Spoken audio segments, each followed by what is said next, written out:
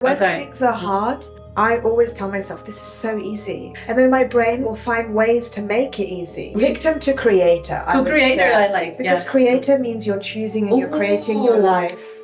Ooh, Excellent, that's excellent. perfect. What's on your mind lately? My mind. Yeah, that's what you. Okay, How are you okay. feeling? I'm feeling good. I think the victim mindset is on my mind. Okay. I felt I got you, girl. I felt like a victim this past few days because of a few things that are happening, right? Like I might lose my job, one of my jobs. I had this relationship that came back out of nowhere, and I was feeling like, why now? Why me?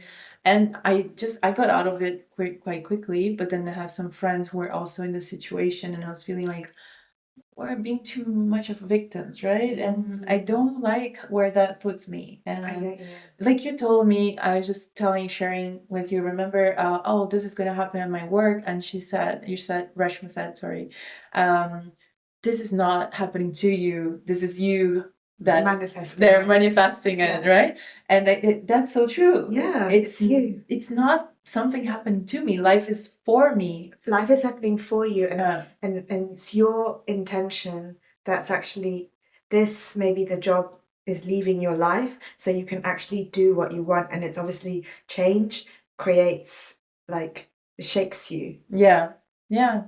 Right. So we just have to trust. So I'm now getting there, but then I had to get out of the victim mentality. And I don't know, I think for me it was a long process, and I wish like I could share that with everyone in the world, but I can like find the words and like name and identify all the things that I did. But maybe we can brainstorm a few things that people can do to get out of that mindset, you know? I think once you're in the victim mindset, your whole life hologram reality is going to mirror back to you situations of victimhood, whether that be friends also experiencing victim mindset. Yeah, that's true. I had a friend went back in Montpellier. She was telling me how she was obliged to throw a party for a couple of friends of hers.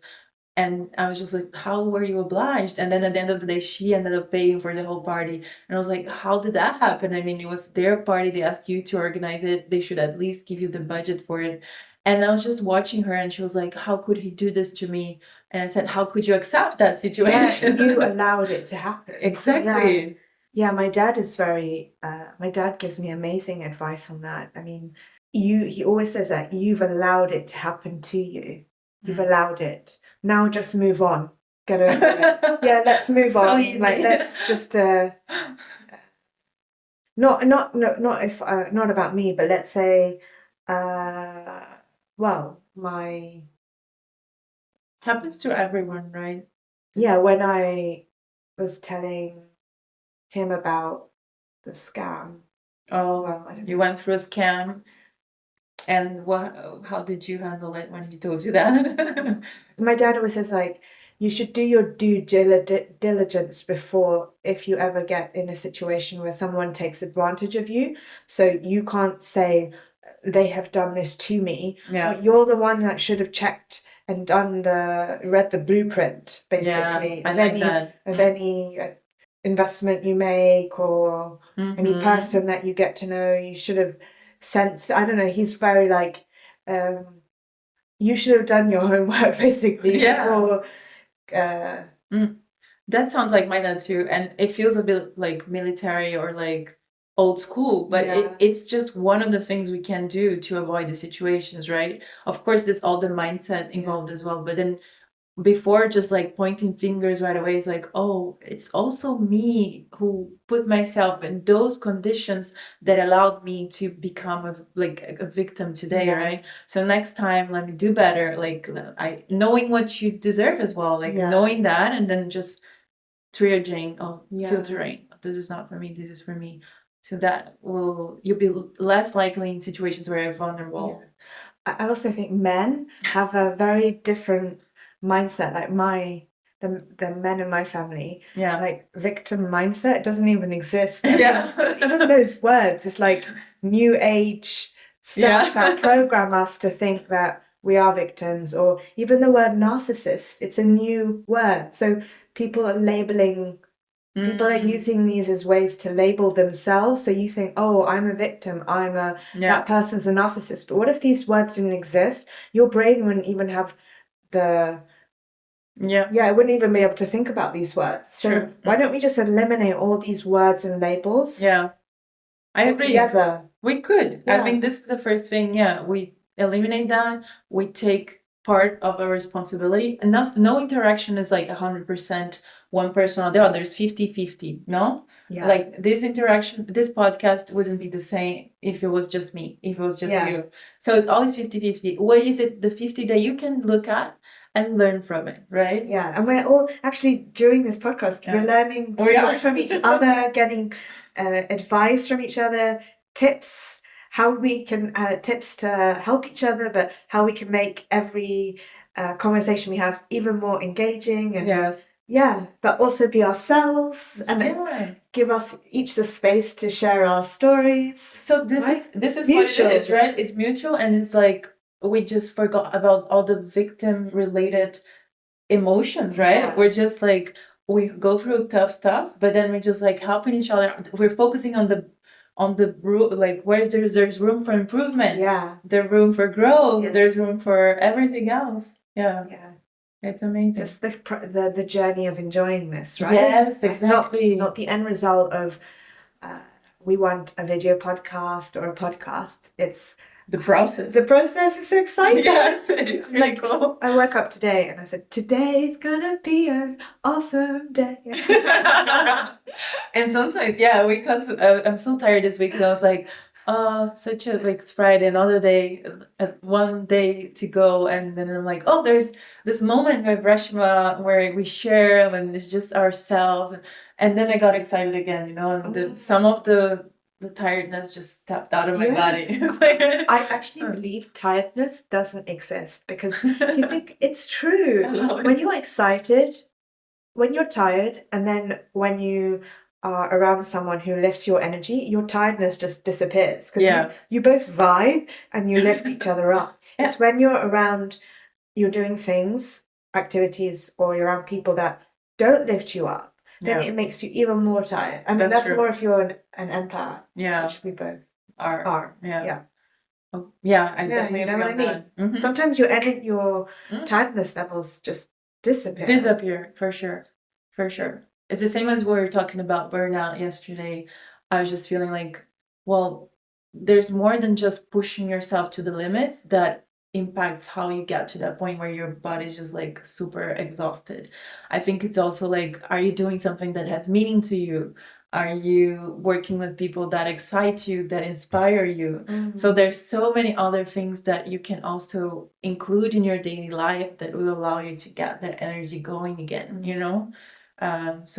making space for that and focusing on that, and actively just being attentive to that. It's important, and not focusing on, oh, they're exploiting me at work, or this person, I'm a victim of this relationship. It's your choice. It's a choice. Ultimately, it's a choice. Yeah. So we have to flip the switch. I love that. Yeah. Like victim to thriving. So how can you thrive from this?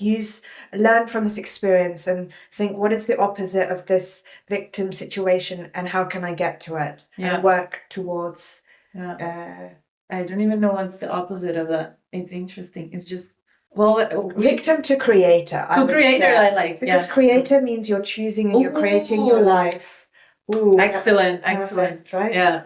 So what would you say is the steps to first identify that you're in this spiral of victim mindset? So what would you say? How can someone who's feeling negative state of mind, and maybe how can they flip that? Yeah, I think again, so it's always like identifying, like understanding that you're there, right? Like, I think first things, negative emotions. Of course, negative emotions are also sometimes good. They're there for a reason, right? But when you're just spiraling, like on bad thoughts, on going over a conversation, going over a situation, and on your head, you're like stuck in your head. When you're stuck in your head, just stop and think, why am I stuck in my head? Why am I trying to control something that has happened in the past to me?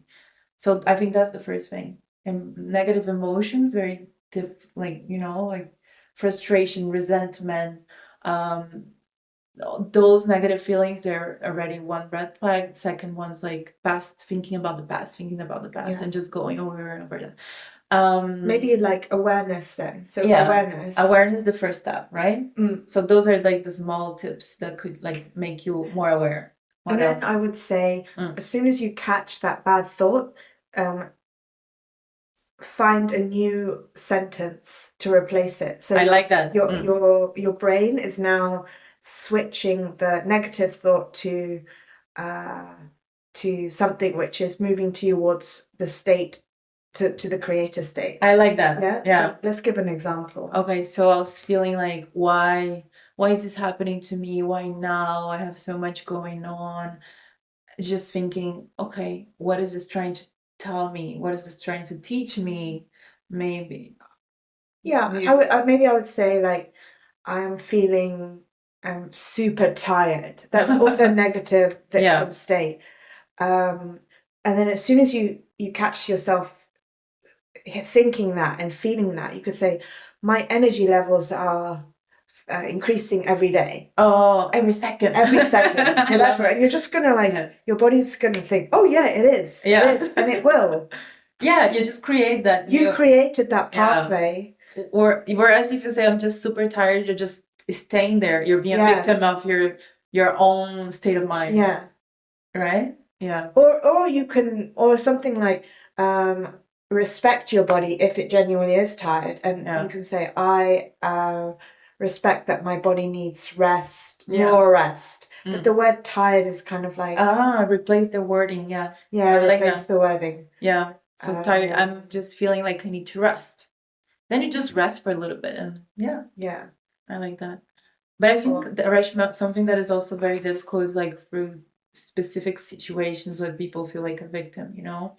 So let's say you've been a victim of a narcissist, like let's say. But even this word is telling yourself that, you know? So let's say narcissist. So get rid of those words from your vocabulary. Okay, that's good. So I'm saying I had a relationship with a person who was in a bad spot in that moment in their lives, and I didn't see it coming, you know, like maybe shift that perspective a little bit.